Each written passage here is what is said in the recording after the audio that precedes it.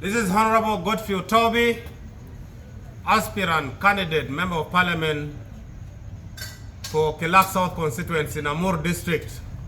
My message goes straight to His Excellency General Yoweri Kaguta Museveni, the national chairman, NRM party, and the president of the Republic of Uganda.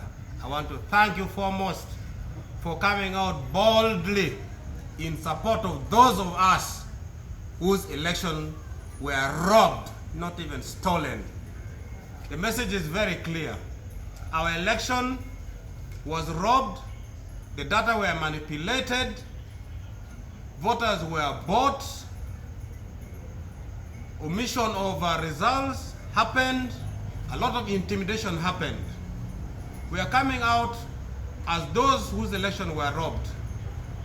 First of all, we want to make sure that we are still remaining as NRM and will continue to campaign for His Excellency President Yoweri Kaguta Museveni. I will remain in NRM, but most importantly, NRM is based on 4 principles.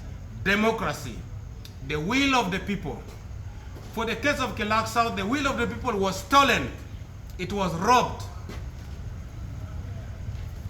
The second thing is patriotism, the love for the country. I want to believe that, and I want people to know that I love this country called Uganda. The other thing is Pan-Africanism. It will be so sad for the people who believed in the country called Uganda that we are the one bending the rule of democracy. We have been a role model for other countries, and I want to believe that that is where we stand from. And the 4th principle is empowerment, prosperity for all.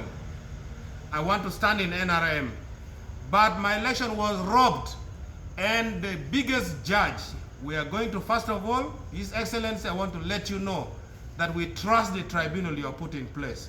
But most importantly, if the tribunal does not deliver justice, I want to make sure that I will go back to the biggest tribunal. Those are the voters. They will determine who is the loser and who is the winner.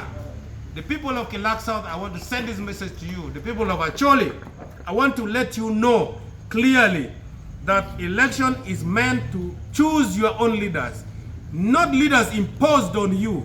These leaders that have been imposed on us, we reject them wholesomely. The money that you have received to sell the clan, to sell the tribe of Acholi, I want the people of Acholi to know that as the people you have entrusted us, we are not going to allow that to happen. We'll come back to you. You will be the final judge in this case. I thank you so much and let you know that the fight is still on. We are on, we are determined, and we'll come back to you. Thank you very much.